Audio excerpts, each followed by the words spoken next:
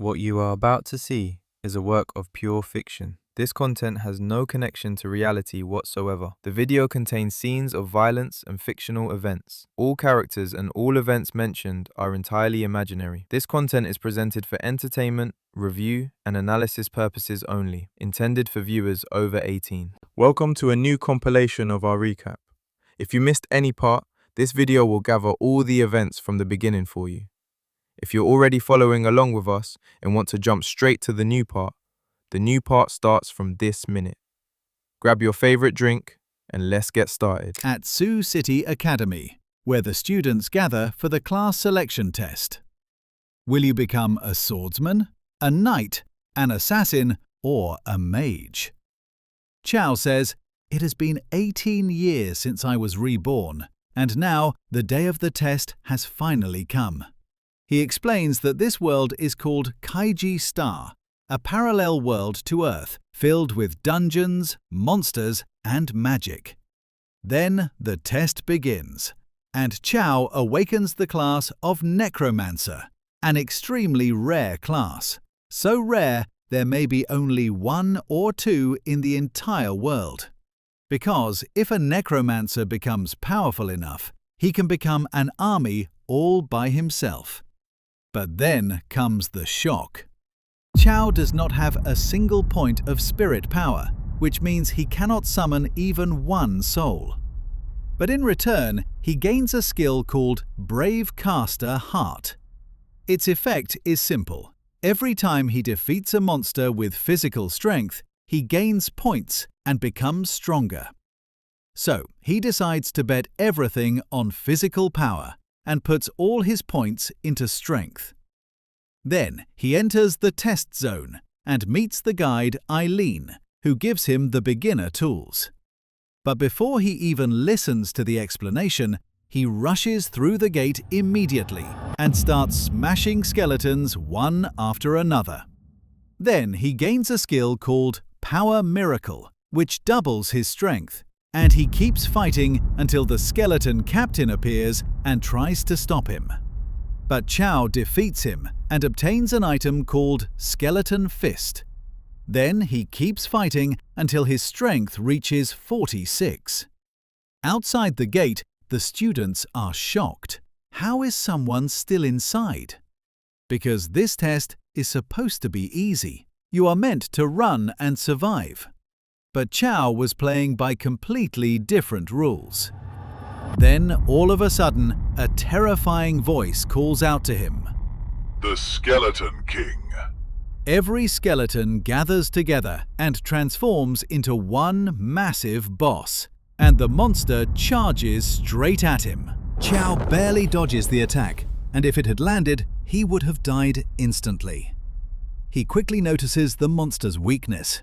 It is slow, but its defense is insanely high. So he starts attacking again and again and again, until he brings its health down to half. Then the Skeleton King speaks. "I have guarded this cave for hundreds of years, and this is the first time anyone has made it this far. I will not let you leave alive." Then all of a sudden, its speed rises, and its power rises too. Chow tries to dodge and thinks to himself, rushing in blindly is not the answer. He tries to trap it with a rock, but it does nothing. Then he gets hit hard, and his health drops to the edge of death, and the monster goes in for the final blow. But Chow dodges at the very last second. He calculates fast. There are only 129 points left, which means 2 more hits and it is over. So he attacks with Skeleton Fist and finishes it with one final strike, because the skill doubles his attack power. The system rewards him with 10 stat points and 50 experience points, and he rises to level 3. He also becomes the first person ever to defeat the Cave of Shadows and receives the Skeleton King's Ring, which increases attack power by 50% once every 24 hours. But he is confused. How is he the first person to beat it? He has no idea that the mission was supposed to be escape, not fight. When he comes out, his friend Xiang welcomes him and congratulates him, and says that he became a mage. But Mafei makes fun of him because he came out last, and by then everyone already knows their class. Zhao Ziwei is a healer, Zhu Yu is a defender, and Mafei is a swordsman. But when they learn that Qiao is a necromancer, everyone is shocked. Still, Mafei keeps mocking him and says he must be weak. The principal feels proud of him and says he could enter the best academies. But then comes the surprise. Qiao has no spirit points at all. He goes back home and we learn that he is an orphan. His parents disappeared 12 years ago. So he decides to enter the academy to uncover the truth. The next day, the principal warns them. If anyone is afraid of death, then leave now. Failing is better than dying. He tells them about a team of 40 people who vanished in a world called Nightmare Village. Everyone becomes afraid, but the training begins, and they are transported to a new world where they must survive. The students enter the trial world, but the shock hits immediately. This is not just a training zone. This is Nightmare Village, an S-rank danger zone. And everyone is stunned because anyone who ever entered this place died. Some of them try to run away, but they quickly realize there is no exit. A giant wall surrounds the entire area. Then the village chief appears and tells them there is only one way out. Find the village core. He tries to calm them down and says things are simple, but the truth is they are already as good as dead. He introduces himself as Wu Jian, the chief of Nightmare Village, and gives them 2 rules. You may stay in any house you want, but do not touch the black stones. And make sure the doors and windows are tightly sealed at night. When they ask him why, he only says, "You will understand tonight." They split up and enter the houses. Then night falls. Zhao Ziwei tells Qiao, "If you need me, I will protect you." And Zhu Yu gets jealous. It becomes clear that both of them like him. Then, all of a sudden, a spirit appears outside the window. It looks exactly like one student's grandmother and tells him, "Open the window. I want to hug you." The boy believes it and opens up, but the spirit turns into an evil ghost. Xiang Di jumps in to stop it, and the whole team joins the fight. Zhu Yu defends. Zhao heals, and they ask Qiao to summon a spirit.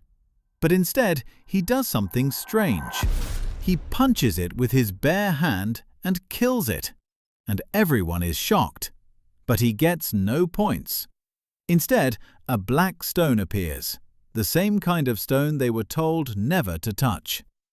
The next morning, the villagers attack them because they broke the rules. Wu Jian orders them to kill the one who destroyed the spirit. Tishao confesses in Chao's place and gets tied up. But the truth is, this was all part of Chao's plan. And when night falls again, a spirit attacks Tishao. Xiang Di rushes in and restrains the spirit. Mafei takes the chance and attacks with all his strength. But the damage is very low. The other students rush over to help and try to break Tishao free. But Qiao breaks himself loose with ease, and everyone is shocked. Mafei keeps fighting, and Xiang Di tells him, "Did you see how Qiao hit her head? That must be her weak point." So Mafei tries attacking the head too, but the damage is still low. That is when he realizes the truth. He is weaker than Qiao, so he gets furious and attacks with everything he has. And the spirit is left with only one hit left. Then Qiao steps in and finishes her himself. Mafei gets extremely upset, but the team stops him. Suddenly, 2 more spirits appear and charge at them. Qiao tells them, "I figured out how to defeat them," and tells everyone to hide inside the house. The next day, the villagers return, and this time they want to kill them. Chow asks them, "Are you really the people of this village?"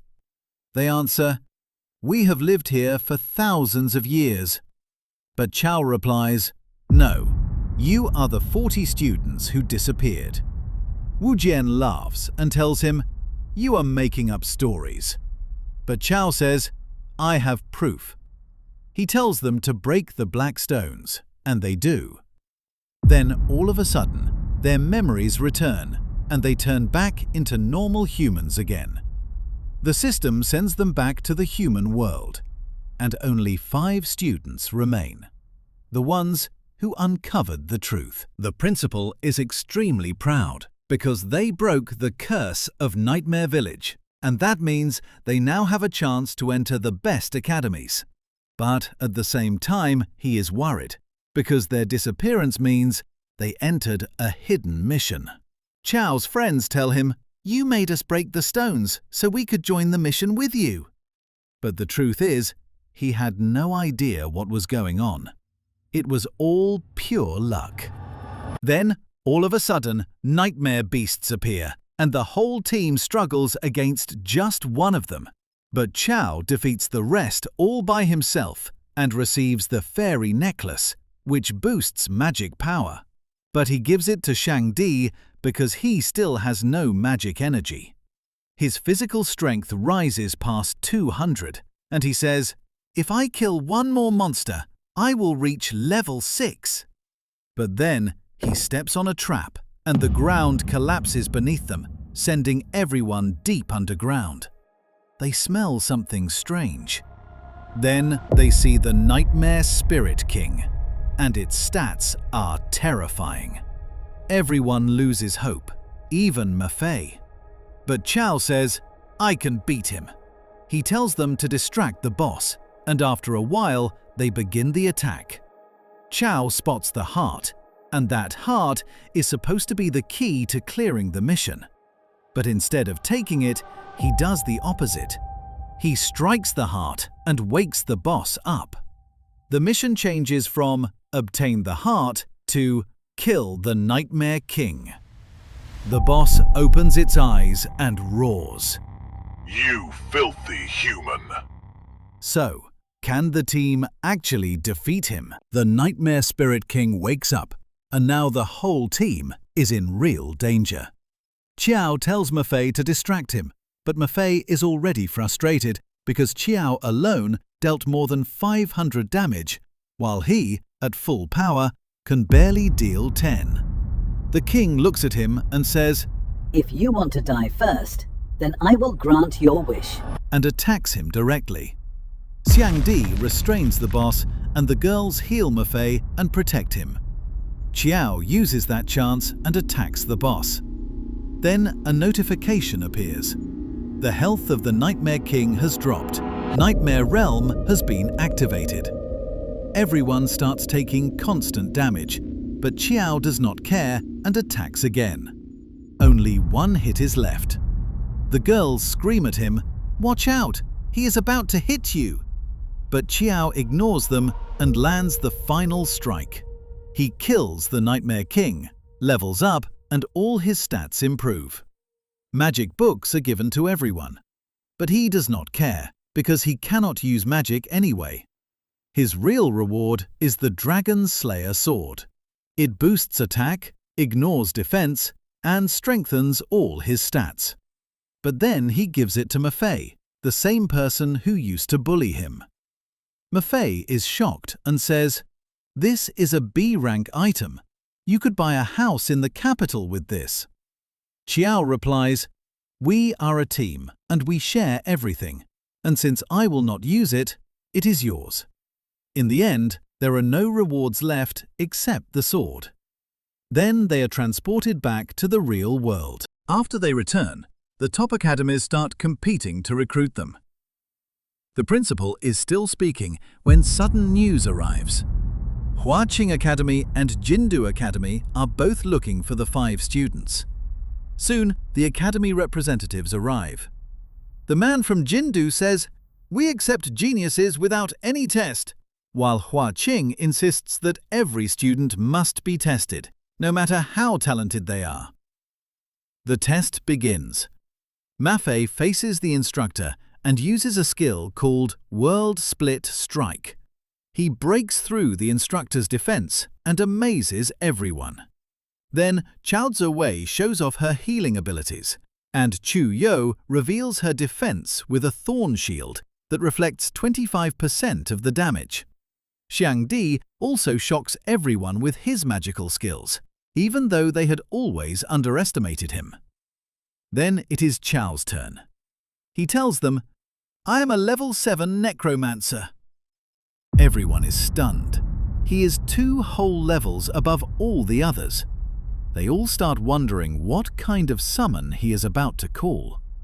But instead, Chao attacks by himself. With a single strike, he sends the instructor flying and deals more than 200 damage. The Jindu representative says, "Thank goodness I did not test him myself, or I would have died." They ask him, "Where is your summon?" Chao replies, "I chose the physical path." Then the instructor calls the principal and explains everything. A necromancer with physical strength. The principal personally arrives. His name is Ji Bingyang. Before he can even speak, Chao tells him, "I will join your academy." Then he asks him about his father. Chao Ai-ching. The principal is shocked and tells him, "Your parents were once my students, but they disappeared 10 years ago." Then he tells him, if you want to learn the truth, you have to go to the world they went to. All the students are accepted into the academy, but there is one important condition. They must first complete their class trial to earn the respect of the other students. They are divided into different classes, and each class has its own world. Chao and Xiang Di are placed in the magic class and are sent into the trial where they meet the guide Eileen. Chao is in a hurry and wants to finish everything as fast as possible. Xiang asks him, "Are you not even going to listen to the instructions?" And Chao replies, "There were instructions." The mission is to find the poison tribe and destroy the venom worms. The system allows 5 people, so 3 random students join them. Fang Yuan, her brother Fang Shun, and Long Shang, the bully. They reach a door with a puzzle on it. Long tries to break it and fails. Then Chao destroys it with pure force.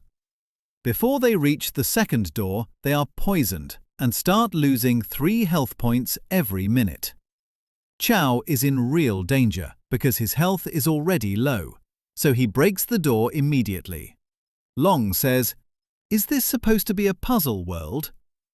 The system congratulates them and announces that the first mission is complete. Then they meet a little girl named Xiao from the poison tribe. She tells them it is the poison of the bian flower and takes them to get treatment. They are given a strange soup to drink, and everyone is disgusted. But Chao drinks it immediately and recovers. Xiao's mother tells them that they know nothing about the tribe and asks them to leave. But Xiao feels bad for them and lets them stay and rest. Still, it is obvious that a much bigger secret is hiding here. Xiao tells them to come with her to the full moon ceremony, so the team follows her, but the shock is beyond anything they expected. The poison tribe is sacrificing humans and offering them to the queen of venom insects, who devours them while they are still alive. Jiao sees all of this and decides they need to escape immediately. But the leader notices them and orders Gu Xie to bring them back alive. Venom insects swarm toward them. Fang Yuan and her brother burn them with fire. Qiao fights with his staff, and Xiang Di finishes the rest. Then, all of a sudden, Gu Xie appears. Xiang Di attacks him first, but the damage is weak, and his stats appear boss level. But Qiao does not hesitate. He charges straight at him and throws him back. Gu Xie gets furious. His power rises, and he says, Now, no one can stop me. But Qiao takes him down with ease, and everyone is stunned. Qiao asks him, "Why are you doing this?" Gu Xie answers, "We made a deal with the Insect Queen. She protects us in exchange for human sacrifices." Qiao asks him about Xiao Dong, and Gu Xie replies, "There is no one here with that name except the leader." Qiao thanks him and then finishes him off. He levels up and receives an item called Sage Protection, which can save him from a fatal blow. The team asks him, "What do we do about the rest of the tribe?" Qiao says, "Our mission is to destroy the insects, not fight the whole tribe." So they begin searching for the queen's location. On the way, they find Jiao's parents dead, and Xiang Di blows up another group of insects. Then, two figures suddenly appear, Shun Dong and Quang Mang, and they discover that Shun Dong is actually Xiao and that she can change her appearance. Qiao turns furious when he learns that she killed her own parents, and it looks like he has no intention of letting her live. Xiao laughs and tells him, "Do not worry, you will see them very soon."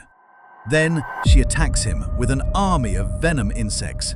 Fang Yuan tries to protect him with fire, but Quang Mang stops them. The insects reach Qiao and start dealing heavy damage. He thinks about using his skill, but decides to wait because he still has Sage Protection. Then he pushes forward through the swarm, reaches the tribe leader, and strikes her. But her speed suddenly increases, and she attacks him back and stabs him. He starts bleeding badly. Xiang Di gets furious and activates Red Sandstorm. He blows up Quang Mang and kills him.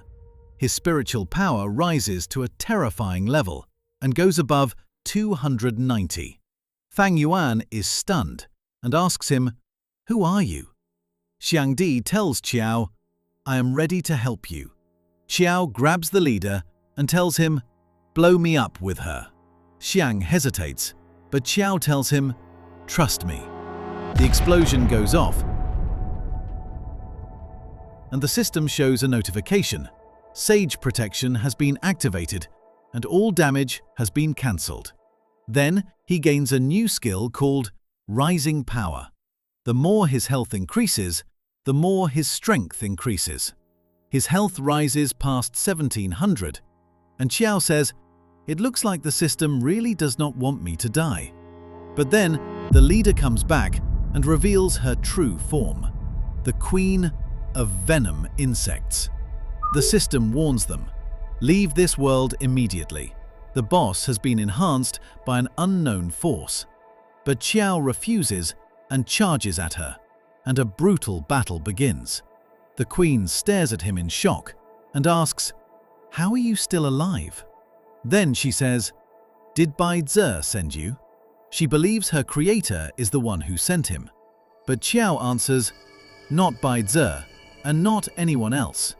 I am Qiao." Then he lands the finishing blow, defeats her, and levels up. We continue with our protagonist Chio Yu after he solves the problem of the Thousand Poison Clan cave. The system distributes the rewards to the players, and our protagonist receives the biggest reward among them. He reaches level 10 and also obtains the Wild Spider armor, which he can use at level 11, and it increases his health by 800 points. At the college restaurant, Mafai is shocked that Chio Yu reached level 10. The girls are impressed with Xiang Dai because his appearance changed and he became handsome. So he tells them, "No problem, girls, I'll eat and become fat again." That's because he feels safe in his fat body. The principal explains to them that the most important day of the year is the exam day. He says that yes, some of the students have already secured their place in the university. But even those who secured their place can compete in the exam for a higher ranking. And the person who reaches the highest ranks will not only become famous, but will also receive A-rank equipment. Mafai decides to participate, and his goal is to become first place in the warrior category. That's because they say this year, whoever reaches first place will receive S-level equipment. Our protagonist has the same goal as well. Suddenly, two people appear in front of him. One is called 7432, and the other is called 9517. And yes, their names are literally just numbers. Our protagonist thinks that they are connected to Bai Z and that this is an organization, not a person. So he tells them, "No, you got the wrong person, I'm Maffei." They apologize to him, but one of them slaps the other and says, "You actually believed him." Then they attack Chio-yu. But our protagonist hits one of them with a single strike and takes him down immediately. So the second one says, "We're sorry, Maffei, we thought you were Chio-yu because he's just a mage. And he is actually Chio-yu, but he's trying to hide his identity." Then he continues and says, "I'm just a follower in the organization and my rank is 7342, so let's end this here." Our protagonist becomes terrified because this person is only level 18 and his rank is in the 7,000s. So what about someone in the top ranks? What level would they even be? The protagonist leaves them and tells them, "I hope you managed to find Chio-yu." At home, he starts searching for Bai Z on the internet. He finds out that it is a mythical creature with white fur, as strong as a lion with flames surrounding its body. And this beast is known for driving away demons. So Chio-yu decides to participate in the exam because the organization won't dare attack him during the exam. That's because the principal, Jai Bing Yang, is the best swordsman and his university is safe. After that, we see a scene of our protagonist saying, "Could this cube be used to distinguish special worlds from ordinary ones? Is it possible that my parents left it for me? And what exactly is the Bai Z organization? Does it have anything to do with my parents?" Meanwhile, the two people who attacked Chio-yu earlier are standing with their leader. They report to her that they attacked the wrong person and that Chio-yu is not a normal mage and his strength is huge. So she tells them, "Let's focus our work on Sioux City first." A few days later at the university, Chio-yu is with the principal. He shows the principal the cube he obtained and tells him that he wants to open it because it is sealed. The principal tells him that if he doesn't have the password, then the solution is the master key. This key can open the cube without damaging its contents. He tells him that the key exists in the kingdom of machines. He warns him because there are many players there. That's because there was once a war between humans and machines, but they signed a peace treaty afterward. Our protagonist is searching for a person named Hua Jun, and he is the one who can guide him to the key. Near him, an old man accidentally bumps into two young men. They start bullying him and demand compensation from him. But Chio-yu steps in, hits one of them and sends him flying. The second one apologizes and says, "I'll compensate both of you, but please let us leave." And our protagonist actually lets them go. The old man wants to repay Chio-yu. So Chio-yu asks him, "Do you know the city lord? I want to meet him because I need the master key."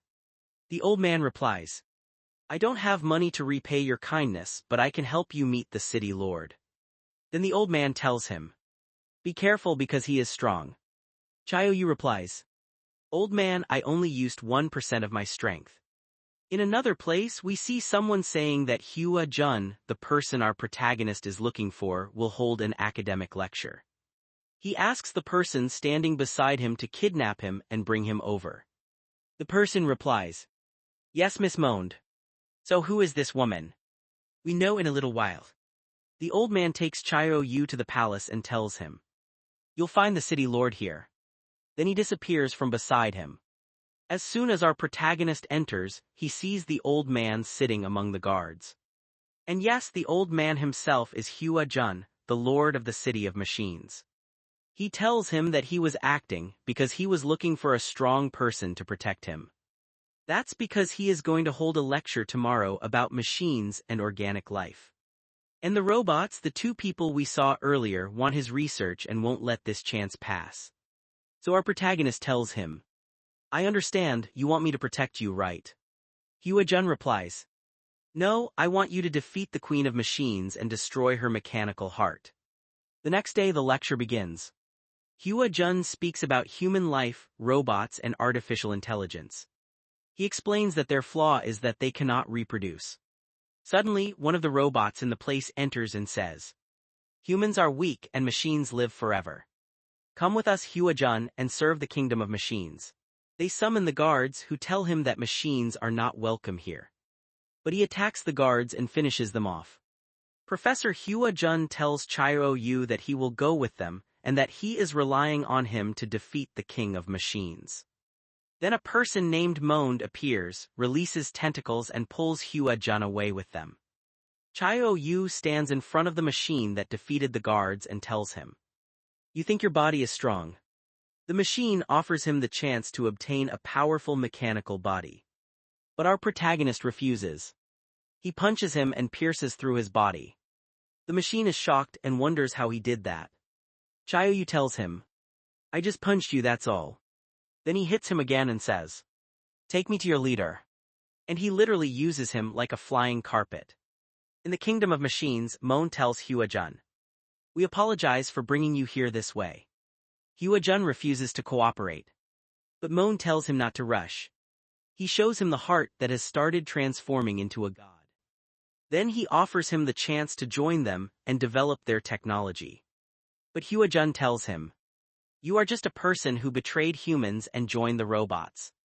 Suddenly, Monde throws a group of humans in front of the heart, and the heart absorbs them without any mercy. After that, our protagonist reaches the kingdom of machines and defeats a large number of guards. Then we return to Monde, who explains that the purpose of this heart was to turn humans into machines. But it transformed into a monster that devours souls endlessly. At that moment, one of the guards enters and tells them that a human is trying to break into the place. Then Chao-Yu appears in front of them, and he clearly isn't here to play around. Monde thinks that Chao-Yu has the sacred body, and that this is the reason he is able to defeat the guards. But honestly, our protagonist only said that randomly. He doesn't have a sacred body or anything. 2 guards attack Chao-Yu, but he defeats them with complete ease. Monde gets excited because he wants to turn Chao-Yu into a and use the potential of his body. Our protagonist tries to destroy the Iron Heart Marta, but Monde tries to stop him. But our protagonist hits him with a strike that sends him flying into the wall. Then he hits the heart again and destroys it. He gains 100 experience points. Chao-Yu looks at Monde and tells him, "You are a human and you kill humans just for machines. Don't worry. Your turn is coming." Monde gets scared and tells him that even though he is strong, the queen will forgive him. Huajun warns him not to be deceived by Monde's words and tells him that there is no queen in the first place. But despite that, our protagonist still follows him. Then we see that Monde made a mechanical insect attack him. And the system says, the mechanical insect can parasitize the human body and gradually perform mechanical modifications. But before the insect can touch our protagonist, he hits it and destroys it. Then he hits Monde and tells him, "I knew you were planning something. You thought you could trick me while you're just a level 15 follower." Monde uses a type of dust and forms an iron hand, then attacks our protagonist. He tells him, "I will cut off your limbs and take you to the queen myself." But our protagonist grabs the metal hand and punches him in the stomach. Then he hits him in the head and sends him flying into the wall. At that moment, Monde appears in a new form and tells him, "I'll admit it. I underestimated you." We notice that his body has become completely metallic and his appearance has changed. So our protagonist tells him, "So this is mechanical evolution. I'd rather die than turn into that." But with one attack from our protagonist, he finishes him off. He obtains the title Beginner Mage. I don't even know how he is a mage when he doesn't have a single spirit point. Everyone he defeats is taken down with his arm alone. Anyway, he obtains the Master Key. But our protagonist is still not satisfied with that. So he decides to enter the queen's room. But the password is wrong. The queen becomes confused. If he defeated Monde and received the reward, why is he trying to enter my room? So our protagonist uses the strength of his fist like an idiot and breaks the door. At first, our protagonist thinks she is a little girl. But she tells him, "I am the queen of machines." And all of her stats are unknown except for her health points, which exceed 100,000. It is written in her stats that she is a legendary character at level 47. When our protagonist sees these stats, he tells her, "I'm sorry. Looks like I took the wrong way. Peace be upon you, I'm leaving." But she releases artificial tentacles, binds him, and pulls him toward her. She tells him, "Don't be afraid. I won't hurt you." Then she reads all his thoughts and memories. She discovers that he is from another world and that her world is just a game or fiction. She wants to become free and reach the real world. So our protagonist tells her, "Even if you kill me, that won't let you leave this world. That's because I'm just a player, not someone who controls worlds." Then she puts her hand inside her chest and takes out her heart. And that is the heart of the Queen of Machines. She tells him to take her heart with him to the outside world.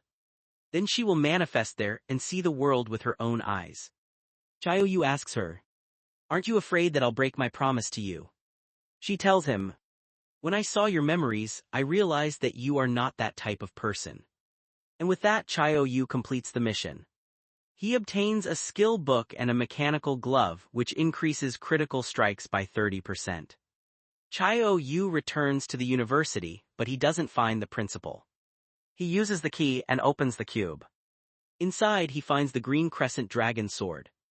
And it is an upgradable weapon.